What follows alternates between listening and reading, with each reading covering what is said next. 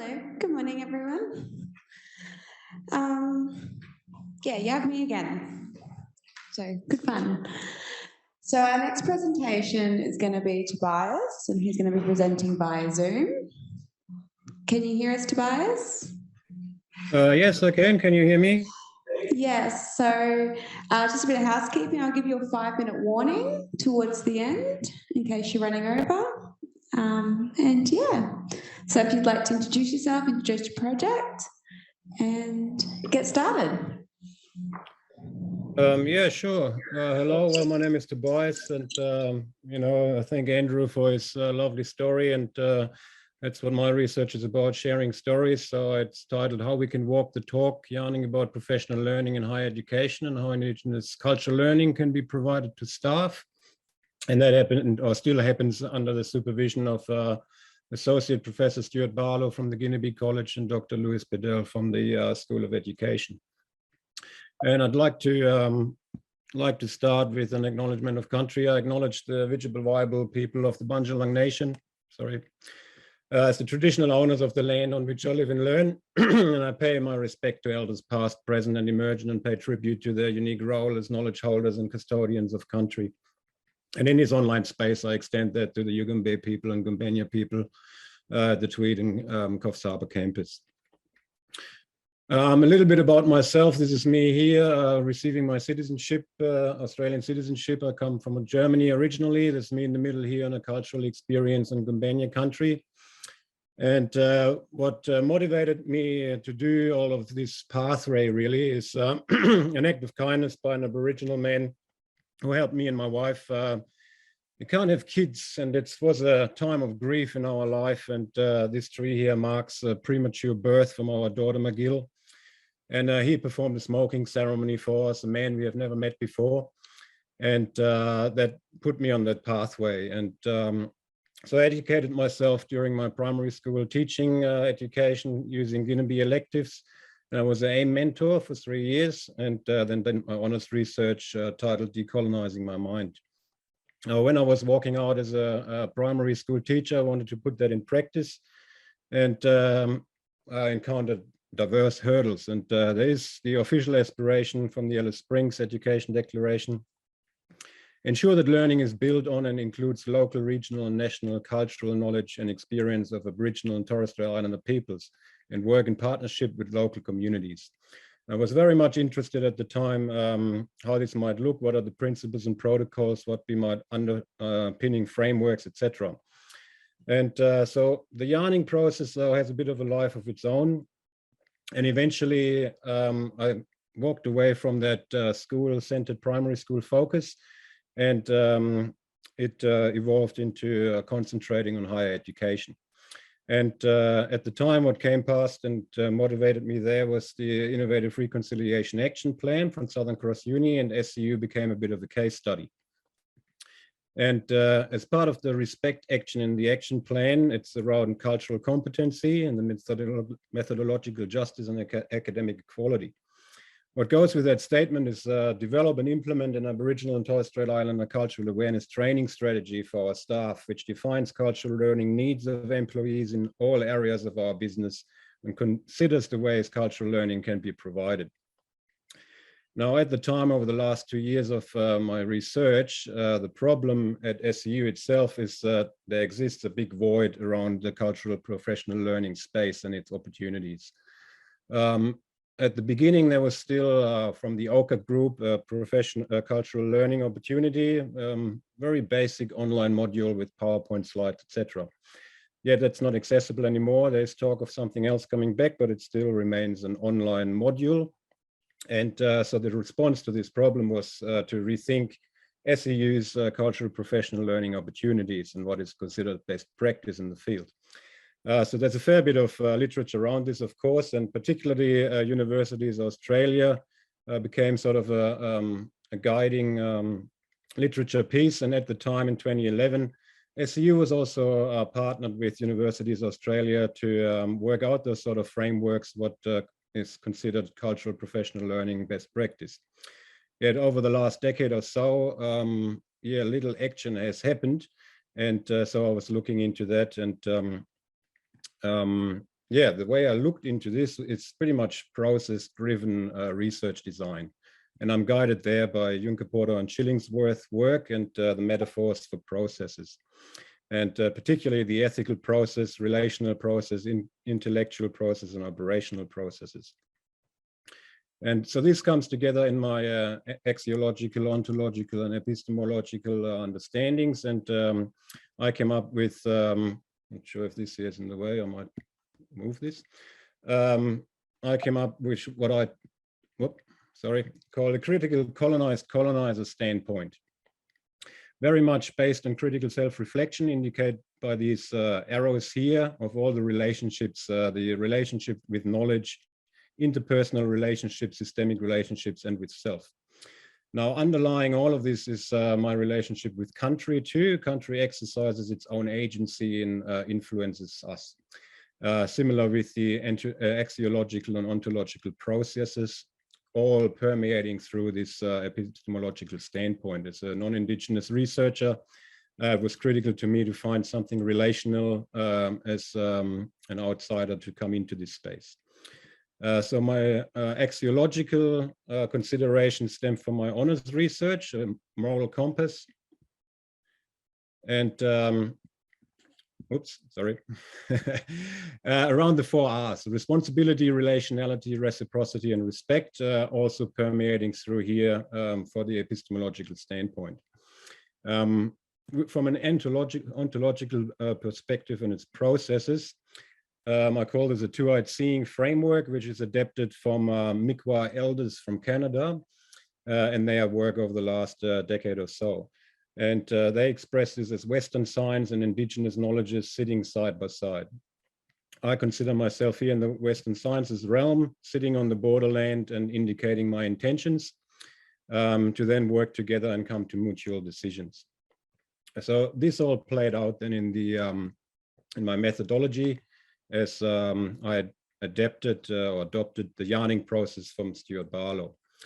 And the significance in this yarning process is that a culturally safe space is created with principles and protocols guiding the process, which then leads to the yarning process and the data collection and collaborative data analysis. So over a time of 12 months, I had 7 participants to collaborate with over monthly sessions.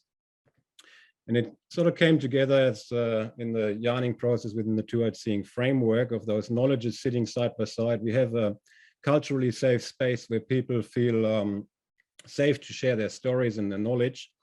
And this dotted line here indicates the decision-making process where we then yarn about, in this instance, I transcribed all the yarning sessions, and people look through that, and there's highlighted excerpts, etc., what's pertinent, and then we come back to the next yarning session and it builds on that, etc. And I put forward particular frameworks and ideas, and this gets then talked about, and we're kind of sitting in this space here now, where then what comes out of this process is presented like today, keeping in mind that it's preliminary findings, and a lot of the data still needs to go to through a clarifying process. So my findings include part of those 12 months yarning sessions was also coming together with 11 staff members from SCU and having conversations about what quality professional learning looks like. And so all these attributes here fall out of my synthesis from the literature review and my yarning sessions with university staff, which happened last year around September, October into early November. And so particularly that it's continuous and reflexive and experiential face-to-face is sort of the crux of this professional learning. And that it becomes embedded in practice eventually and informed by best practice. Within the Indigenous realm as cultural professional learning, everything applies, yet any program in cultural learning should also be supported by the elders in our local community and be led and designed by Indigenous people and involve on-country experiences. providing Indigenous pedagogical understandings and foster those respectful relationship and community engagement. And at the crux is the critical self-reflection about our own worldviews and biases, etc. Part of my research process then led to what I call now the cultural professional learning continuum. And you see here that's what I call rivers of knowledge sitting side by side, similar to the ontological framework. And these little indicators here stand for historical knowledge, cultural knowledge, and relational understanding.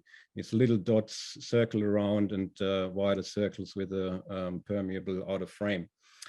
So the professional learning opportunities, an online module lets very little through. It's basically just this sort of historical understanding.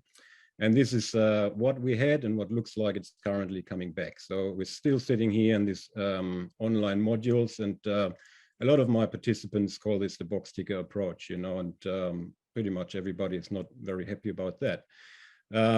It continues on similar to what we're doing today with guest speakers and Q&A opportunities, and then dialogue opportunities. SCU had something called courageous conversations about race, and it was very well received, but it disappeared at around similar time to the other learning opportunities.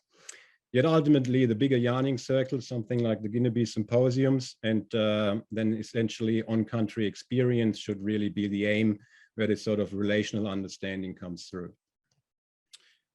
So all of this coming together in the framework, or the why we're doing it, how we do it, and what it is.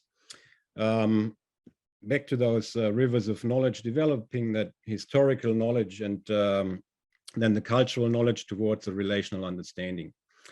And that would then eventually have the trickle-down effect to include in our teaching and learning design and improve the units we put out for our students, as well as the community and relationships with our colleagues and extended to a wider community. So through improved units, and eventually the student outcomes will improve as well. For the, and I call this then the culturally responsive professional learning, actually doing something, putting our words into action, hence the how we can walk the talk. So I call this then the culturally responsive professional learning framework. And obviously, you can see I borrowed this from my epistemological framework. During the yarning process, I threw out a few different other frameworks I put forward. And currently, this is what stands, and was acknowledged through elders as well, that it looks pretty solid. So once again, in terms of the how, country and the community, we do it for country, with country, is underpinning everything we do. And very much an experiential learning experience with dialogue coming together in what I call the reasoning here, in our understanding of a professional learning experience. And the critical self-reflection part is very much key in this learning. Looking at the histories and knowledges while building relationships with community, hence the face-to-face and these ongoing dialogue opportunities. Yet also based on cultural strength and appreciation, rather than like a deficit approach you might think of, the closing the gap sort of stuff. Yeah, and again, the 4 R's permeating through this from the back: reciprocity, respect, responsibility, while the relationality is replaced here through regularity. Really, the importance of this ongoing aspect of the professional learning, as the online modules just don't do the trick, and it needs to be continuous. Excuse me, Tobias, I just wanted to give you a 5-minute warning. Thank you. Yeah, I'm nearly at the end. So to actually put together a cultural professional learning program, it needs a particular support structure of the elders' input and endorsement, the community input and endorsement, and obviously the resources, funding, expertise, staff, and time. Yet nothing happens if the willingness isn't there. And that is from the individual showing up, the faculties making the time, and the institution to support it all. And this is articulated in terms of reconciliation. So willingness towards reconciliation, a responsibility to know the full history of Australia, recognizing, accepting, valuing Indigenous knowledges and people's cultural strengths. So wanting to learn other ways of knowing, being, and doing. And so yeah, this comes together with my current recommendations, which is still to be refined over the next 6 months with the data analysis, is that ultimately SCU needs to support a responsive process, culturally responsive process towards a program, applying for the certain funds and grants to then commission the Gnibi College to work with different stakeholders. And the stakeholders are the local elders and the communities and the schools to actually produce a program. So what I'm putting forward are the mechanisms, and those particular recommendations which are still in a refining process, but also reaching out to the local communities to do so, meaning that we would have, for instance, Yugumbe, Banjalang, and Gumbanya versions of anything that's been put out. So do not adopt the outsider learning modules. If you go there for just the online learning modules, you don't have to spend the 20 grand for IATSIS or anything in that sort of areas. You know, you can commission what's on the ground here, the Gnibi College with their stakeholders to once again develop such a program. And with this goes the creating the capacity, employing more Aboriginal staff, which very much is stated in our value statements and the official documents on Southern Cross.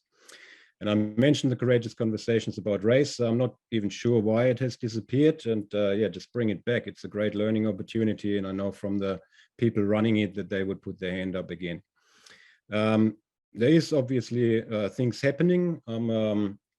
There was a lot of positive as well, even though this might come across as very negative, but the void is real.